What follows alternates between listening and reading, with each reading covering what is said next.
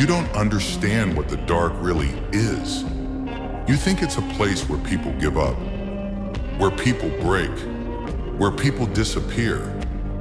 But you're wrong. I was built there, when the world had nothing for me, when everyone else was blessed, when everyone else had power, a clan, a name. I had nothing. No cursed energy, no destiny, no one to save me. So I became something the world couldn't predict, something the strong feared, something the weak whispered about. You don't rise because you're lucky. You rise because you're willing to bleed where others run. And in the dark, there's no noise, no praise, no excuses. Just you, your pain, your choices, your hunger. Remember, these monsters aren't born in the light. They're built where no one is watching. I know, because that's where I made myself. People love to talk about strength, but they forget what it costs. Strength isn't some gift you wake up with. It's carved into you, cut into you, forced into your bones by every failure you survived. I wasn't given power.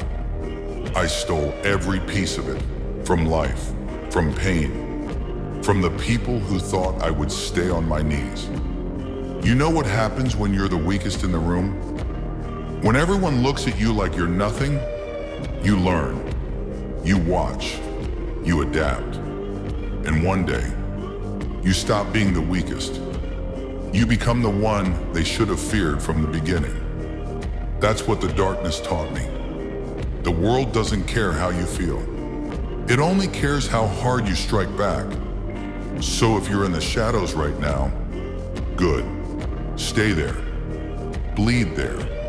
Grow there. Because when you walk out, no one will see you coming. And by the time they do, it'll already be too late. People think darkness breaks you. But that's only true for the ones who were never meant to rise. Me? I learned to breathe in it, to fight in it, to become it. Because when you're alone, when there's no hand reaching for you, no voice calling your name, you stop waiting. You start moving. That's when the shift happens.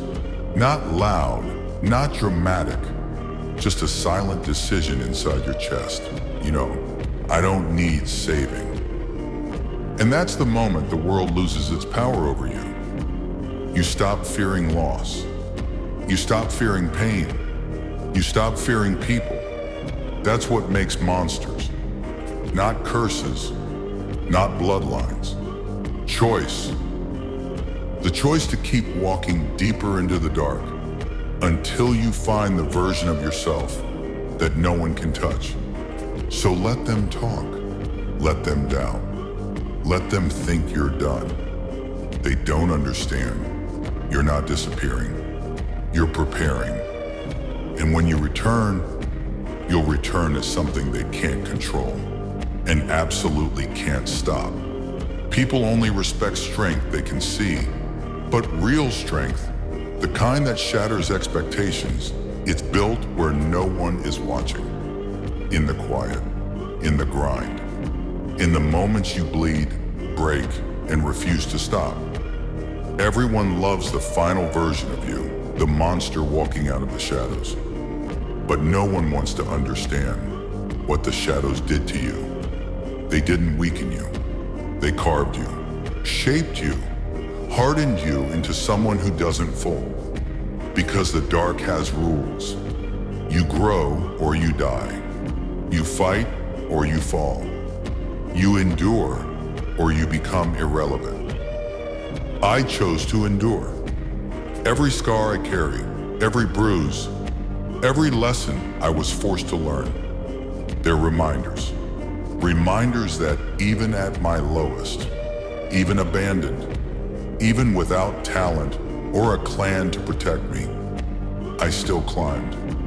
Not for them, not for approval, not for revenge, but because strength was the only thing this world respects. And I decided long ago, If strength is the language this world speaks, then I'll speak it louder than anyone else. When they think you're weak, when they think you're quiet, when they think you're nothing but a shadow in the room, smile. Because they don't understand something yet. They don't understand what it means to wake up with fire in your chest. They don't understand what it means to build yourself in silence while everyone else laughs loudly. They don't understand what it means to stay standing after life hits you harder than anyone ever could. They judged you from the outside. They measured you from your past. They decided your worth before you even started. But what they don't know, what they can't see, is the version of you that's still rising. A version forged in loneliness. A version sharpened by losses. A version trained by pain. So let them underestimate you. Because nothing is more dangerous, nothing is more terrifying than the person they ignored, who refused to stay weak. The person who kept going when there was no one cheering. The person who looked at failure and whispered, "I'm not done." And when your moment comes, when you walk into the room with that fire in your eyes, when they feel the weight of your presence, they'll understand everything they failed to see. They'll understand why they should have never, ever, ever underestimated you. They don't fear your strength yet, because they've only seen your silence. They think silence means weakness. They think patience means surrender. They think struggle means defeat. But you're not quiet because you're scared. You're quiet because you're building.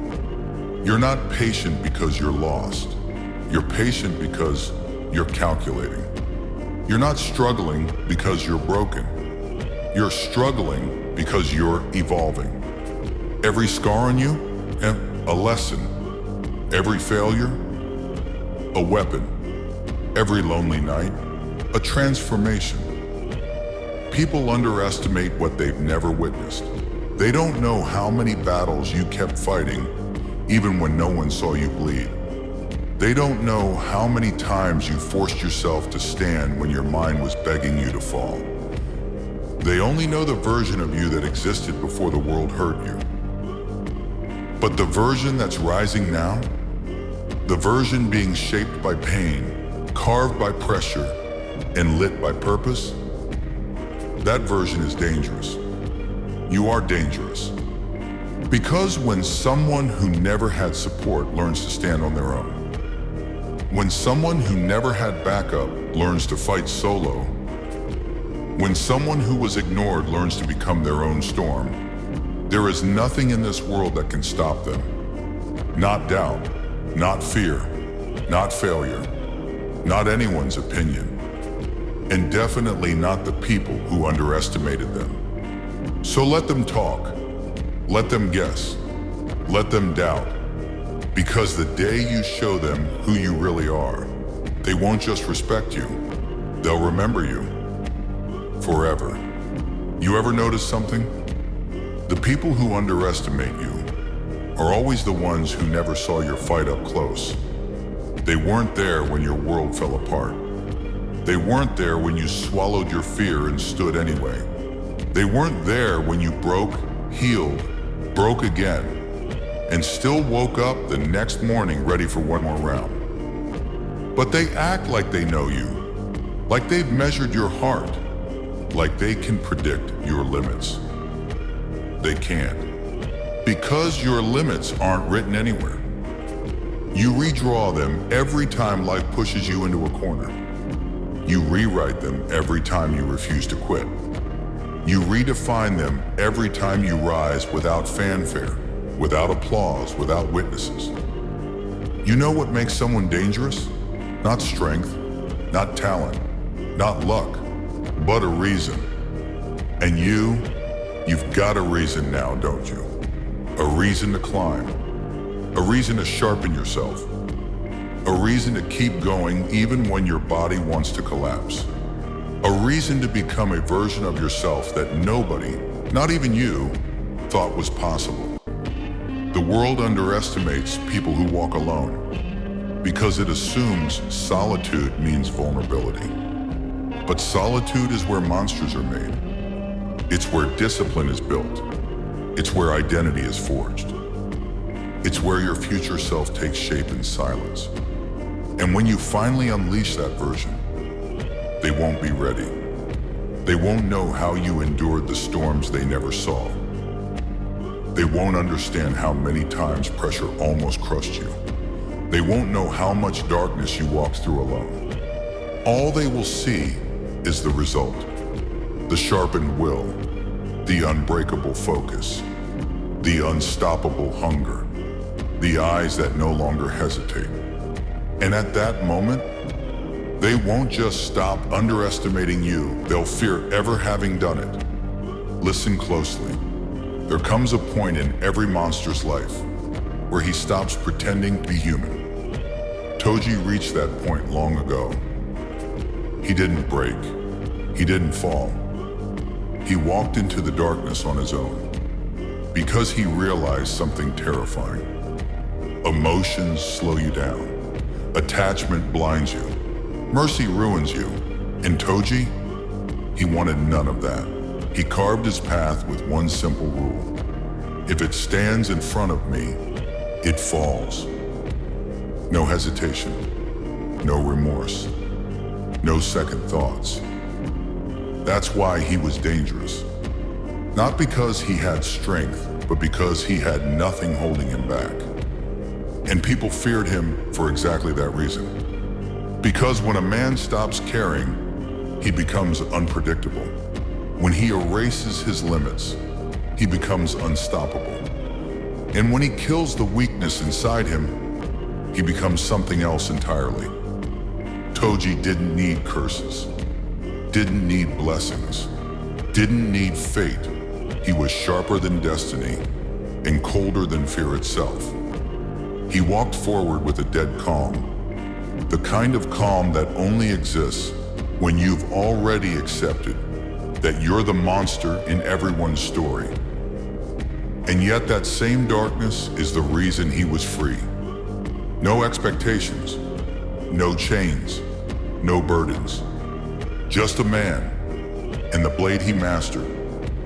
Remember this, the world can't break someone who already destroyed everything inside himself. That's why Toji was a threat.